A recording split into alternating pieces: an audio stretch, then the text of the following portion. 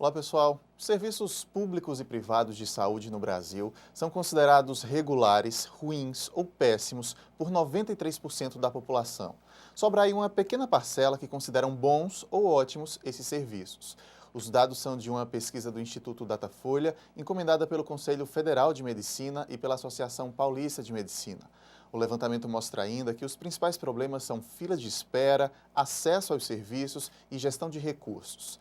O programa de hoje discute o que vem sendo feito aqui na Paraíba para melhorar os serviços públicos de saúde. Nosso convidado é o secretário estadual de Saúde, Valdisson de Souza. O Câmara Aberta está começando.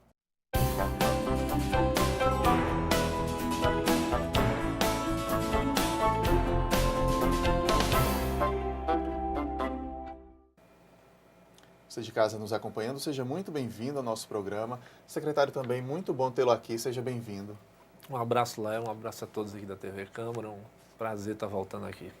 Ótimo. Secretário, a gente percebe que é real uma insatisfação da população, Brasil afora, quando se fala de Sistema Único de Saúde, quando se fala da saúde pública.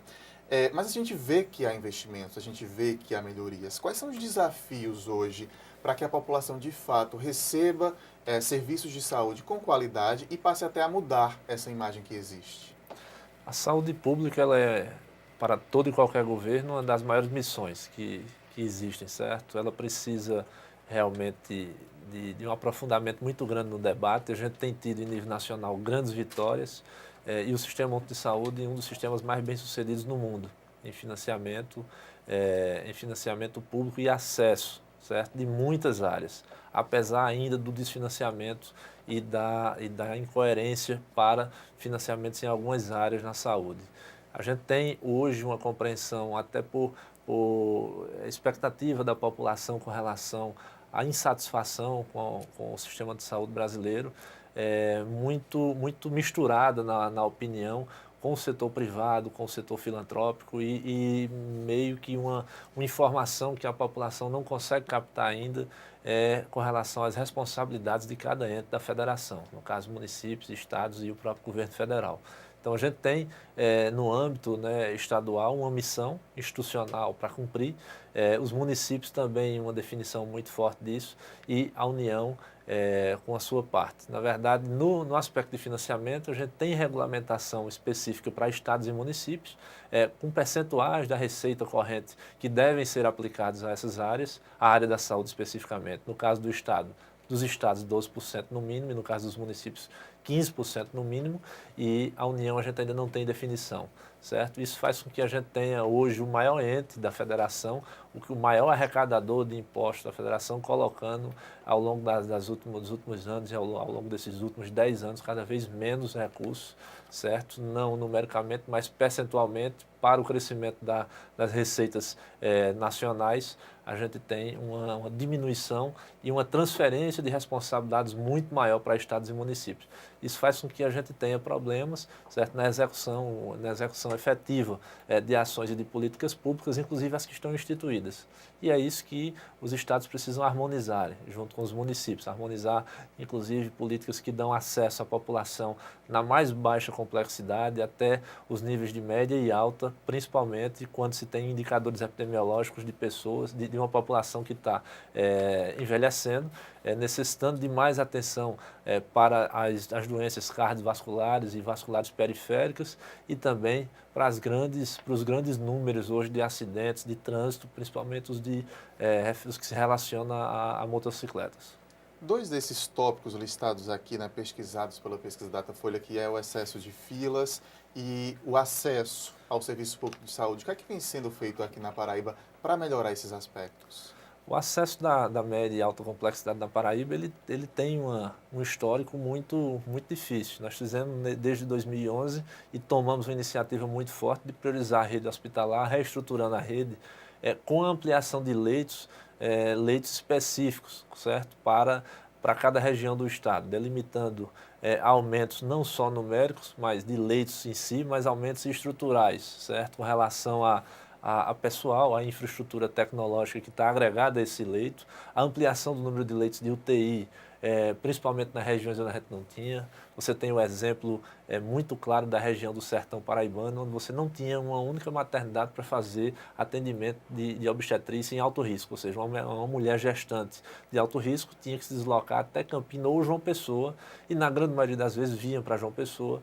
A gente teve que descentralizar os serviços de alta complexidade para Patos e dar mais um suporte importante com a ampliação, a abertura do Hospital Materno Infantil em Souza, a ampliação do Hospital Regional de Cajazeiras, a descentralização de serviços como o do Circo do Coração para 90% das maternidades, que hoje é onde mais se nasce no estado da Paraíba. Descentralizar, Entendeu? faz com que folgue aqueles focos que estão com excesso de demanda. Exatamente. A missão é exatamente você descentralizar onde havia gargalo no sistema e no acesso, principalmente no acesso, que é um dos pontos a que você se referiu. O acesso da população principalmente a alta complexidade, ele estava inviabilizado porque você não tinha estrutura hospitalar condizente com a realidade e com a necessidade da população.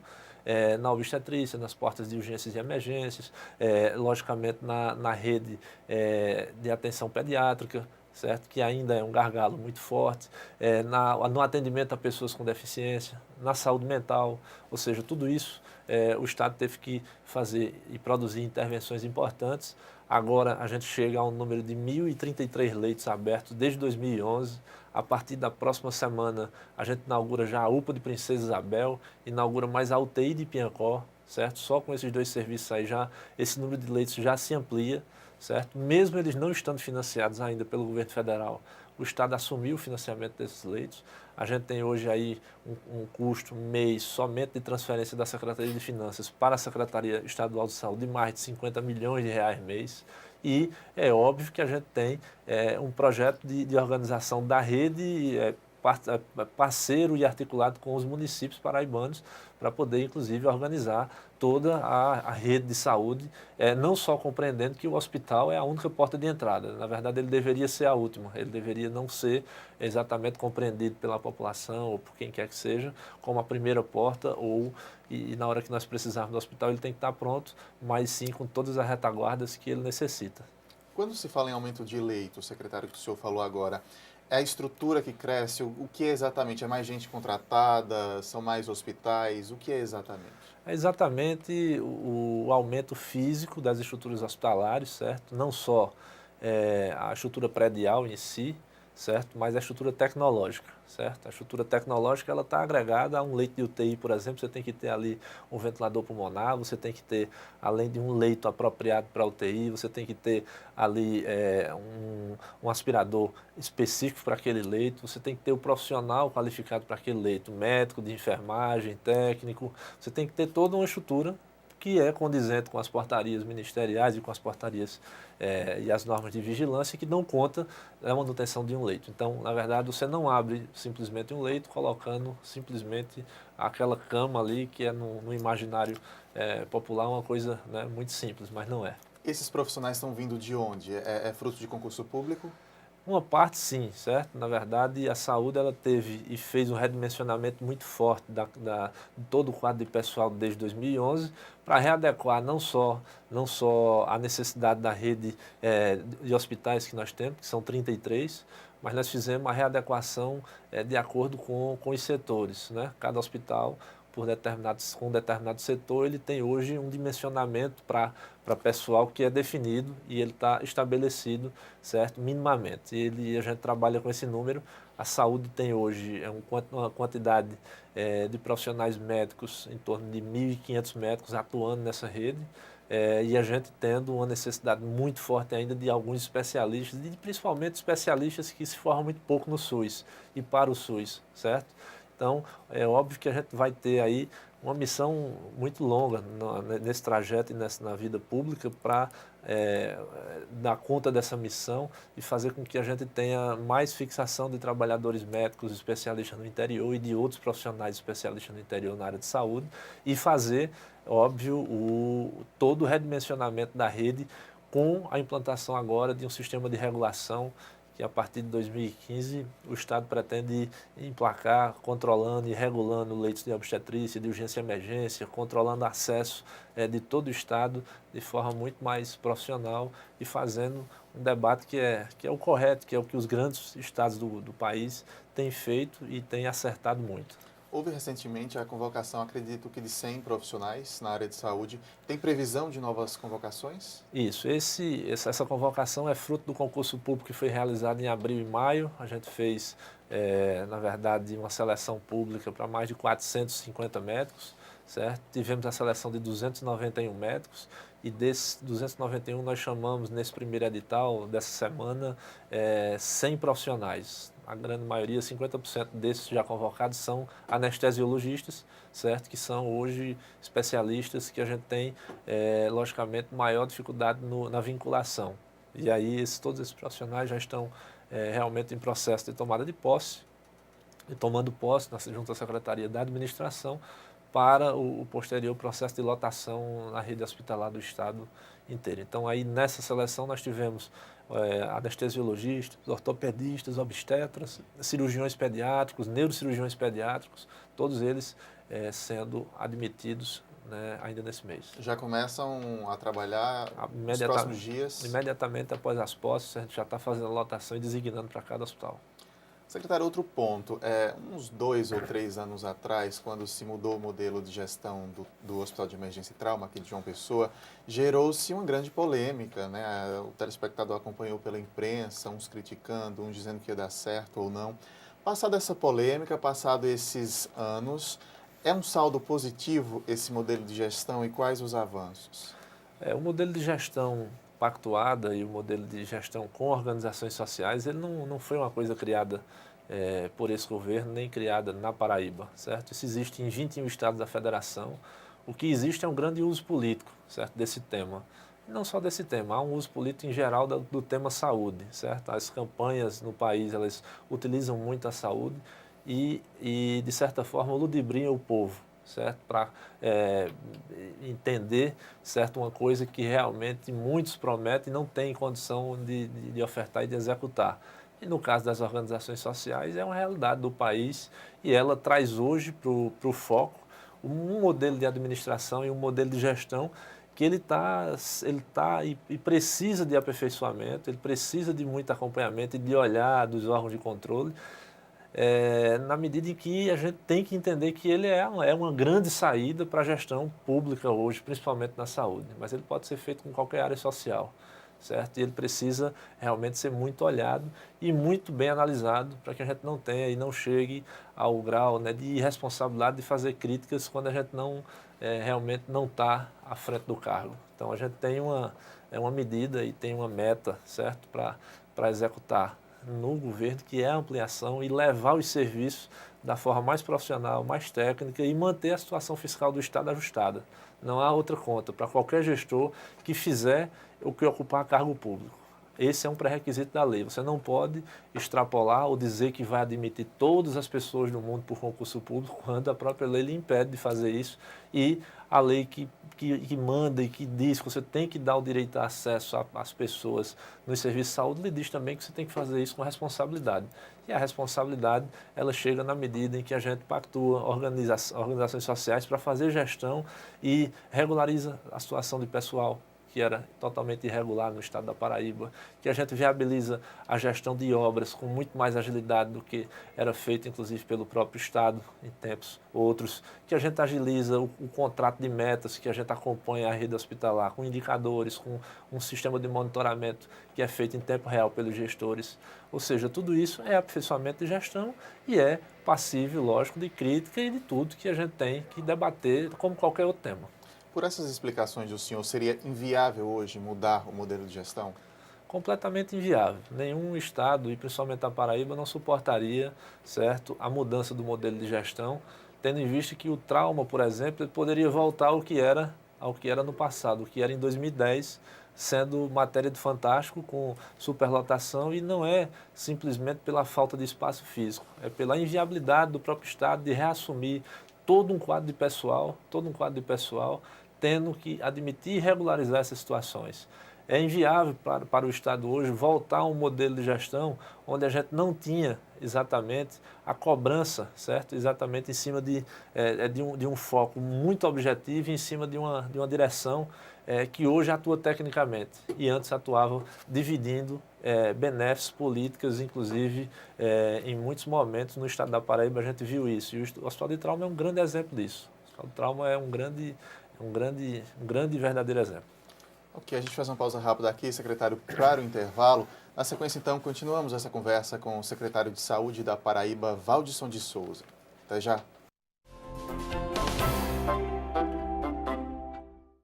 A gente sabe que o futuro da nossa cidade está na mão dos nossos jovens. Por isso, queremos ouvir você. Se liga na Câmara. Saiba o que os especialistas têm a dizer sobre saúde, educação, infraestrutura. Conheça os seus direitos. A Câmara está aberta. Se liga na Câmara. Confira o que os seus representantes têm feito em benefício da nossa cidade. O nosso jornal é todo seu. Se liga na Câmara.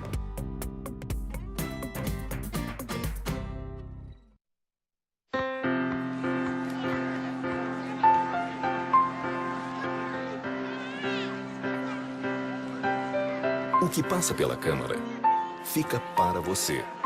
Câmara Municipal de João Pessoa.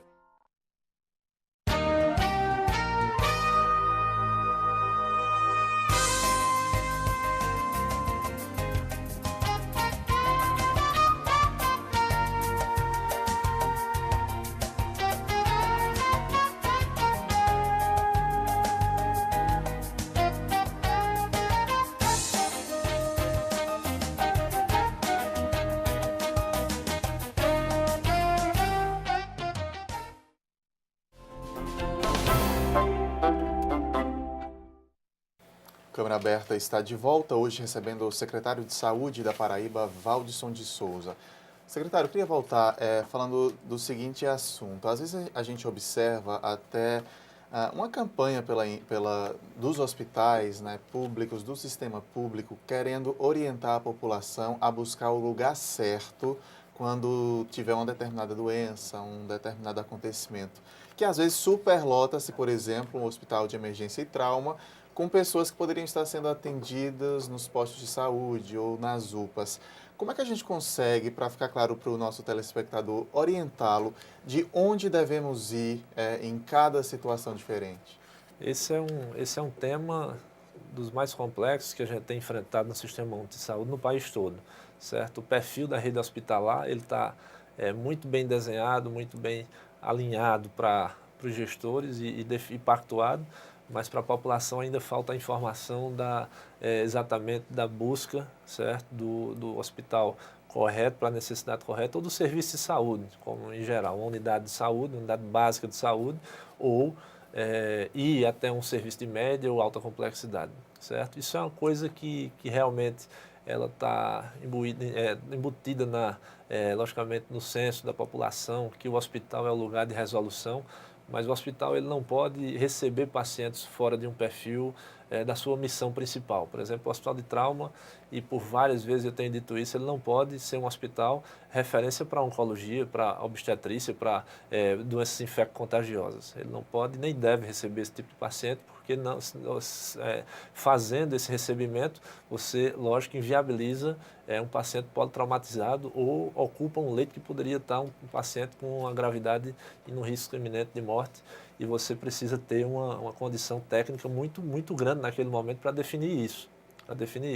E também a rede hospitalar não pode inviabilizar acesso de quem quer que seja, por qualquer que seja a necessidade. Então, nós temos que trabalhar dentro da rede hospitalar, e é o que nós estamos fazendo, com a classificação de risco e acolhimento, né, de todos os usuários que chegam a esses hospitais, inclusive os que são transferidos pelo transporte móvel de urgência, o SAMU. SAMU, o PRF, o Corpo de Bombeiro.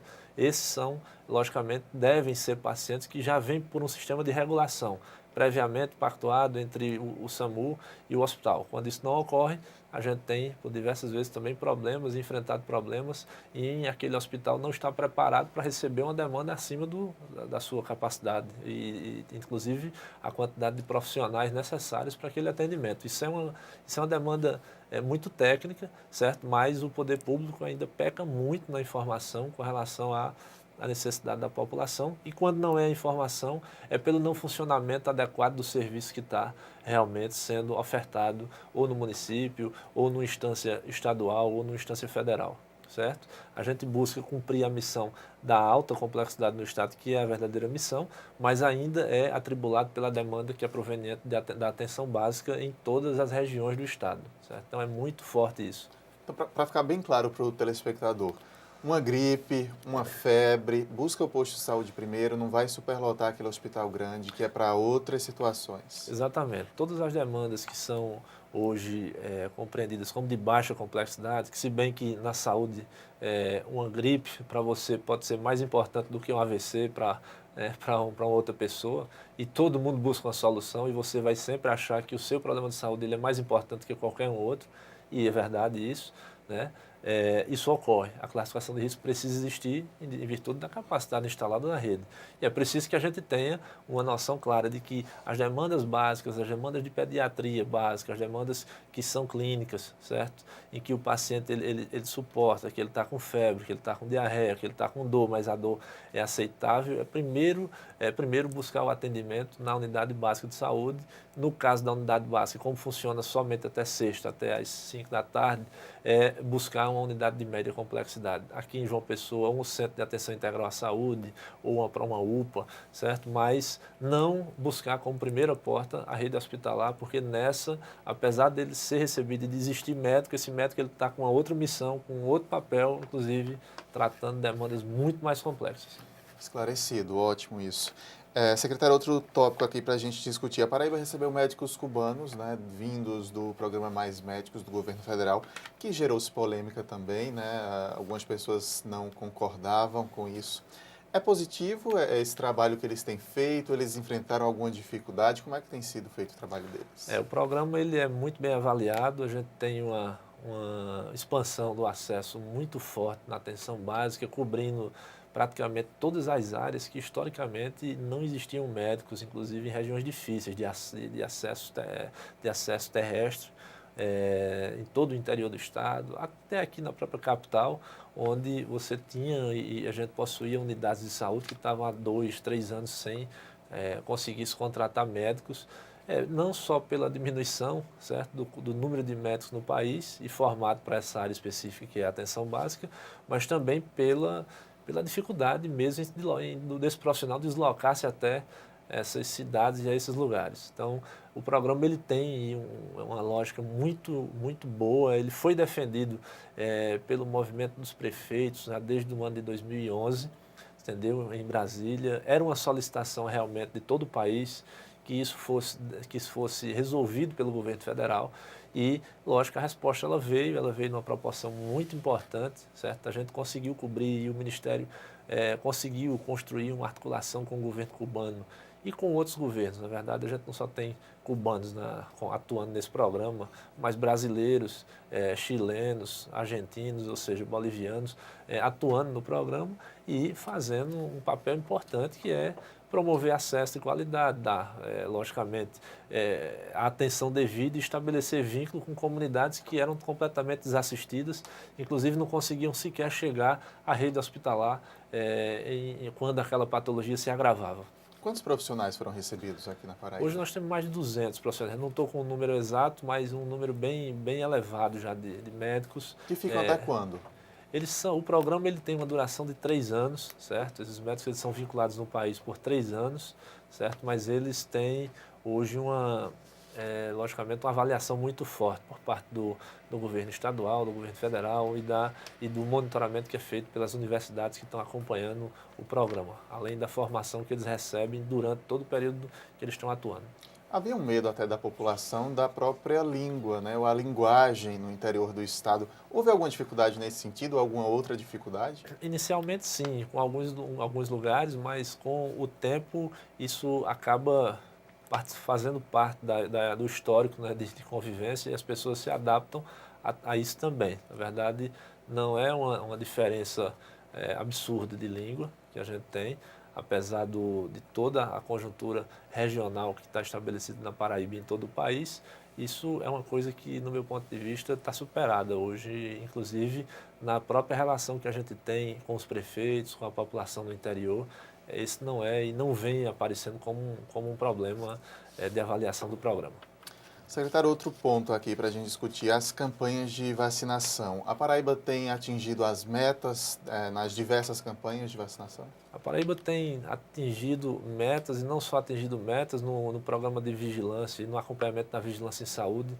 Nós temos buscado mudar realidades importantes na redução de mortalidade infantil, na redução, lógico, nas campanhas de vacinação como um todo, no combate à dengue, e em todas as campanhas a gente tem um cenário de muita participação do governo federal, certo? Mas o Estado monitorando cada região e cada município com relação aos indicadores, às metas que devem ser estabelecidas para todas as campanhas, certo? O trabalho de vigilância ele é um trabalho muito concentrado no país, talvez o trabalho mais forte de imunização que exista no mundo, ele está dentro do SUS hoje, talvez não. Com certeza, o programa de imunização brasileiro ele é o melhor no mundo e ele tem hoje um rol muito grande, com a inclusão agora da vacina para o HPV, já entrando no segundo ciclo da vacina, revacinando aquela população de 11 a 13 anos inicialmente. A gente só vai ter a repercussão disso daqui a alguns anos, quando essa população ela chegar na fase adulta e a gente observar a redução dos indicadores e da prevalência de câncer de colo de útero.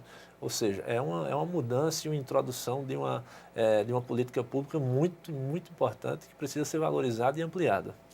Sobre a vacinação contra o HPV, houve um medo por parte da população por conta de algumas meninas que ficaram sem os movimentos da perna por alguns dias, mas a campanha continua, a vacina é segura, isso está sendo investigado, eu acredito. Como é que está essa situação? Ela continua completamente, certo, em curso no país. A gente iniciou o segundo ciclo, como eu lhe falei, certo? A gente tem uma meta aí bem ampla, de mais de 100 mil crianças e jovens na faixa de 11 a 13 anos para vacinar, e tem no país todo o mesmo protocolo, certo? E os mesmos cuidados estabelecidos pelas normas de vigilância, do acompanhamento da segurança, que é aquela que a vacina preconiza para ser introduzida no rol, certo? E ninguém precisa preocupar-se com isso, certo? É uma vacina que trará ao país um processo de avanço muito grande no combate ao câncer, certo, nos próximos anos, e é lógico que o país trabalhando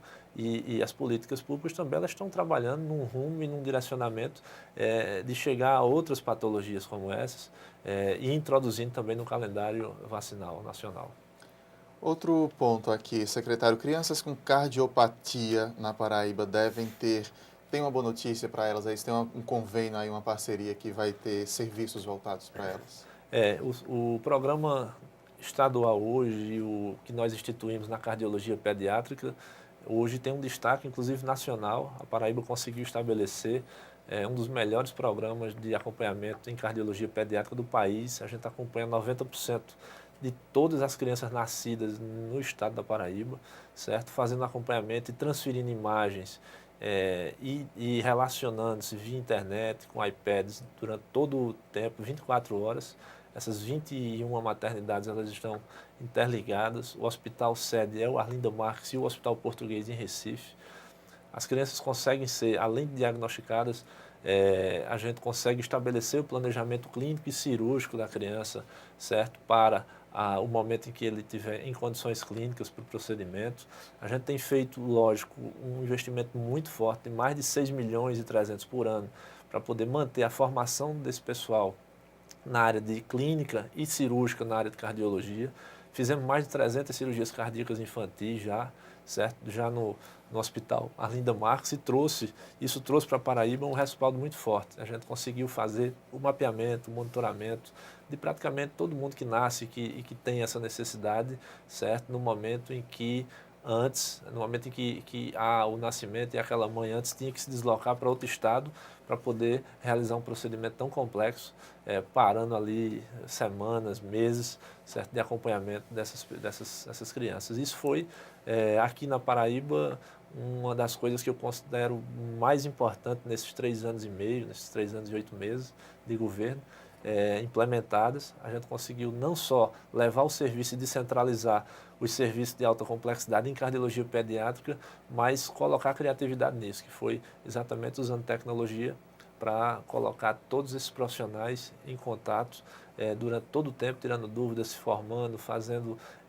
uma formação intensa na área e tirando dúvidas de casos complexos. Boa notícia aí, são sempre bem-vindas essas boas notícias. Secretário, muito obrigado pela presença aqui hoje, a gente precisa encerrar. Obrigado pela participação, por essas informações e esclarecimentos tão importantes para o nosso telespectador. Obrigado, Lael, obrigado a todos aqui da TV Câmara, um abraço a vocês, estamos à disposição sempre. Obrigado. O Câmara Aberta de hoje termina aqui. Se você quiser rever nossos programas, sugerir pautas, deixar um comentário, você pode fazer isso pela fanpage da Câmara, facebook.com/tvcâmarajp. Muito obrigado pela companhia e até o nosso próximo encontro. Tchau!